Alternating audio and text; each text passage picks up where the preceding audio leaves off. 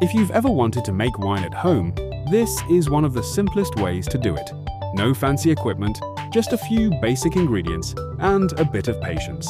Start by adding sugar, juice, concentrate, and yeast into a clean 1-gallon jug. You can use almost any flavor, just avoid citrus. Fill the jug with cold water, leaving a little space at the top. Then give it a good shake until everything is fully mixed and the sugar has dissolved. Now take a clean balloon and fit it tightly over the opening of the jug, securing it with a rubber band. Make a tiny hole in the balloon so gas can escape while keeping air out. Place the jug somewhere cool and dark. Within a day, you'll see the balloon start to inflate as fermentation begins.